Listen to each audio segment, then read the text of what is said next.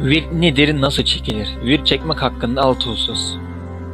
Virt nedir? Virt günlük vazife demektir. Her gün belli miktarda yapılan zikre de virt denir. Bu zikir belli miktar Kur'an okumak, salavat getirmek ve tövbe istiğfar etmek de olabilir.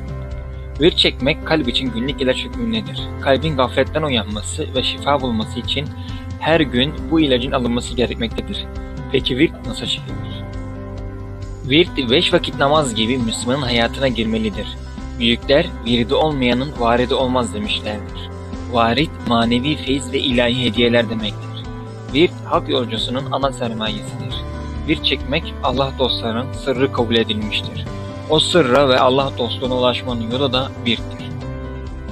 Gaflet ile de olsa virt çekilmelidir. Gafletle çekilen zikir hiç çekmeyip terk etmekten daha hayırlı ve kazançlıdır. Çünkü insan farkında olmasa da vücudu o anda Allah'ın zikriyle meşgul olur. Virt ne zaman çekilir? Virt dersi 24 saat içinde yapılabilir. Ancak zikrin en faziletli vakti sabah ve akşam vakitleridir. Virt dersi için mekruh bir vakit yoktur. Ancak virtle meşguliyet farz ibadetlere geciktirmemelidir. Bütün zamanlar zikir için yaratılmıştır. Allah Teala'yı çok sevenler onu çok zikrederler. Yüce Rabbimiz, ey iman edenler, Allah'ı çokça zikredin gibi benzer ayetlerle müminlerden devamlı zikir istiyor. Bu zikirlerin sabah akşam her vakte yayılmasını emrediyor. Kendisinin çokça zikreden erkeklere ve kadınlara mağfiret ve büyük bir mükafat hazırladığını müjdeliyor. Virt nasıl çekilir? Virt çekmek için bir örtü ve 2 tesbih gereklidir. Örtünün beyaz olması ve tesbihlerden birinin de tahta olması tercih edilmektedir. Tahta olanla zikir çekilir, diğeriyle sayım yapılır.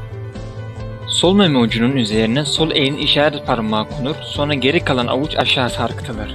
Sonrasında sağ orta parmak ile baş parmağın arasına tesbih alıp uçlarını birleştirerek sol elin sarkıtmasındaki serçe parmağına denk gelen yere dik bir şekilde yerleştirilir. Daha sonra kalpten 33 defa estağfurullah çekilir ve Fatiha hediye etme faslı başlar. Bir Fatiha okunur ve başta Peygamber Efendimiz'e, aline, ashabına, ehli beytine, sonra ilk 2 saadat hediye edilir. Böyle 8 adet Fatiha okunur ve ikişer saadatlara hediye edilir. Hediye faslı bittikten sonra 5 dakika istimdat rabıtası yapılır. Fatihalardan ve istimdat rabıtasından sonra artık dil damakta ve baştan aşağı örtü atılmış bir şekilde Allah demeye başlanır. Her Allah dedikçe sağ işaret parmağı ile bir tesbih çekilir. 100 zikir çektikten ve el imameye gelindiği zaman ilahi ente maksudi ve ridake matlubi denir. Anlamı Allah'ım benim maksudum sensin, talebim de senin rızanı kazanmaktır. Böylelikle 5000 zikir çekmek için sol tesbih ile 50 defa sayım yapılır. 7000 için 70 sayım ve böyle zikir sayısına göre bir çekilmeye devam edilir. Zikir sayılarını bu işin ehilleri olan Allah dostları ve onların yetki verdikleri görevliler bilirler. Kendi başına bilinen sayılarla çekilen virtler faydadan çok zarar getirmektedir. Çünkü hastanın ilacının miktarını ve çeşidini doktorlar bilir.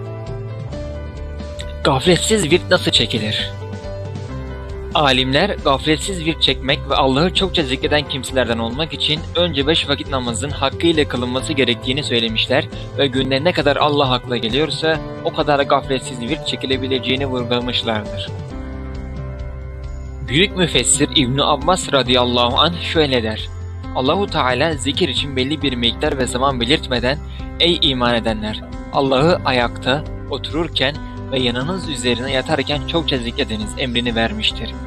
Zikri terk etmek için aklın baştan gidip kulun deli olması dışında hiçbir özür kabul etmemiştir. Virt ile ilgili hadis-i şerif.